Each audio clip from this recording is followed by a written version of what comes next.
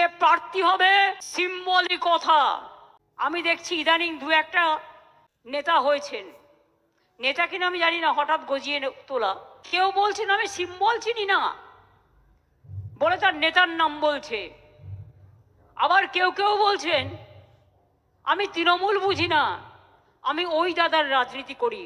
মনে রাখবেন, আমি কিন্তু রোজ খুঁটিয়ে খুঁটিয়ে ফেসবুক দেখি, টুইটার দেখি, আর কে কি বলছেন, কে কি করছেন, সবটাই কিন্তু নজরে আমার থাকে।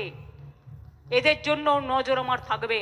প্রতীকটা না থাকলে আপনি এমএলএ হতেন না, আর প্রতীকটা না থাকলে আপনি কাউন্সিলরও হতেন না, প্রতীকটা না থাকলে আপনি গ্রাম সভায় যেতে পারতেন না, প্রতীকটা না থাকলে আপনি পঞ্চায়েতেও যেতে পারতেন না, জেলা পরিষদেও যেতে পারতেন না। প্রতীকটা মেন,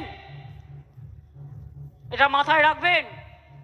আপনার যদি কেউ নেতা হয় সেটা হচ্ছে জোড়া ফুল আর মামাটি মানুষ, আর অন্য কেউ নয়। আমরা সবাই আসুন কর্মী হিসেবে কাজ করি, বাংলায় আর একটা রাজনৈতিক যুদ্ধে আমরা অংশগ্রহণ করি, যেখানে যুদ্ধ নয় শান্তি চাই বাণী উঠবে এবং বাংলার জাগরণ আরো ভালো করে উন্নয়নের সাথে উন্নয়নের পথে এগিয়ে যাবে।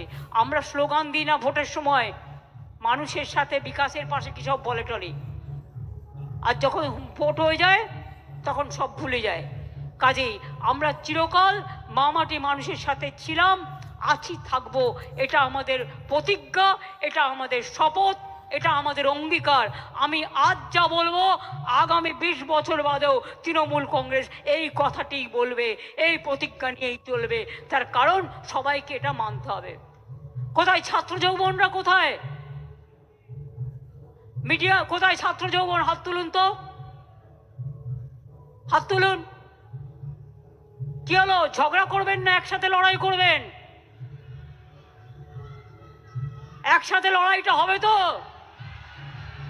ব্লক প্রেসিডেন্ট সবাইকে ডেকে নেবেন, জেলা প্রেসিডেন্ট অল ফ্রন্টাল অর্গানাইজেশনকে ডেকে নেবেন, যুব ছাত্র মহিলা ট্রেড ইউনিয়ন ফেডারেশন থেকে শুরু করে সবাই একসাথে কাজ করবেন নিজেদের মধ্যে আরো বেশি করে কোঅর্ডিনেশন বাড়াবার জন্য।